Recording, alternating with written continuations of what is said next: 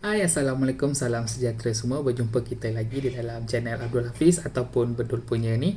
Okey, untuk video yang kali ni, Bedul nak kongsikan dengan korang mengenai risiko peniaga emas. Sebab apa kita tahu setiap perniagaan, setiap benda yang kita buat memang akan ada risiko. So, untuk video yang kali ni, Bedul akan kongsikan dengan korang risiko meniaga emas.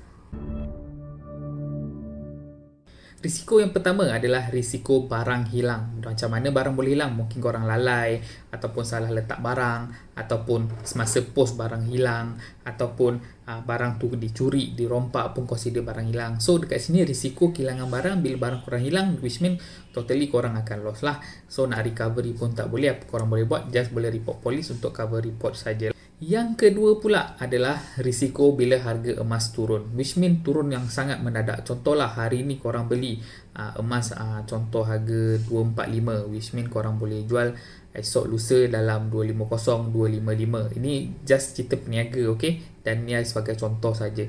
And then bila harga turun esoknya, contohlah harga turun sampai RM10 jadi 230, 235, which mean korang hanya boleh jual mungkin bawah daripada harga modal ataupun kurang sangat daripada harga modal. Okey, itu tak apa, itu satu dah korang rugi. And then bila harga dah turun, korang jual harga rugi, and then tiba-tiba harga naik balik, and then korang tak dapat nak top up balik gram yang korang dah beli. Kat sini pun boleh menyebabkan kerugian pada penjual emas. Risiko yang ketiga, yang seterusnya adalah risiko salah beli mutu. Okey, ni boleh terjadi macam orang macam Bedul lah. Sebab apa? Bedul biasanya akan beli emas lama daripada orang-orang awam. Emas ni barang kemas, gold bar ataupun surat pajak.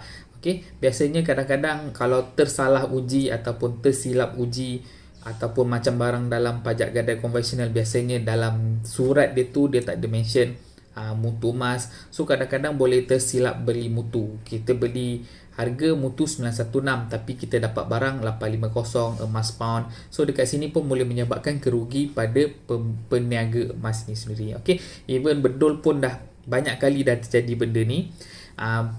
Customer cakap 916 bila dah bayar, dah post barang ke Bedul, kita tengok mutu bukan 916. So ini sangat-sangat bahaya. Sebaik-baiknya timba ilmu untuk uji emas tu sendiri. Okey, sebab apa? Bila kita uji emas tu sendiri, kita boleh mengurangkan risiko bersalah beli mutu ni. Okey.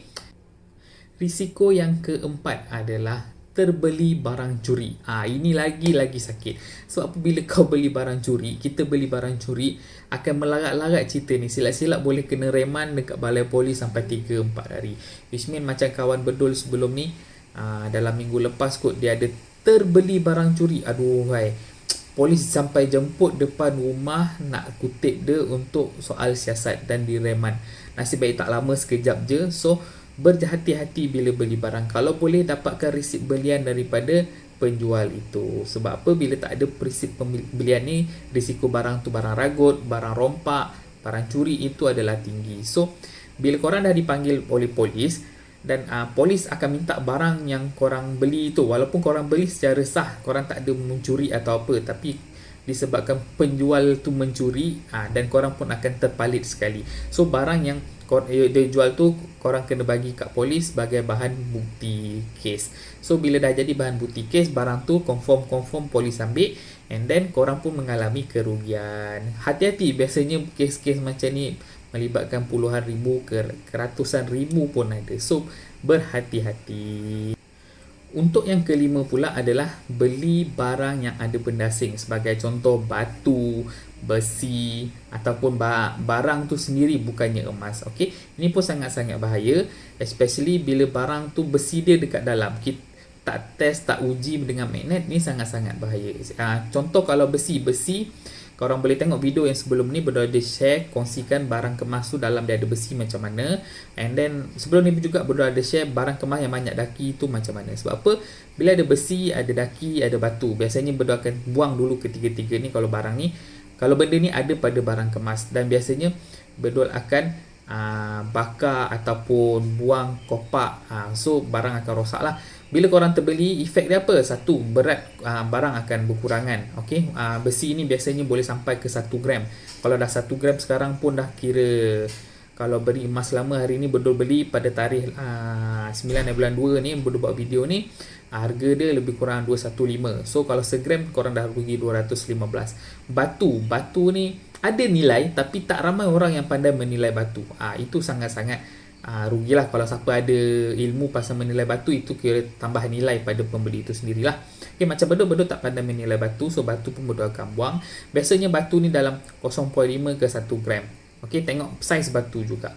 Dan yang ketiga, daki. Daki ni sangat-sangat ajaib. Biasanya barang kemas yang kita pakai harian, yang biasa perempuan pakai harian, jenis yang hollow, dalam dia mesti akan ada daki. Okay, bila ada daki, efek pada berat.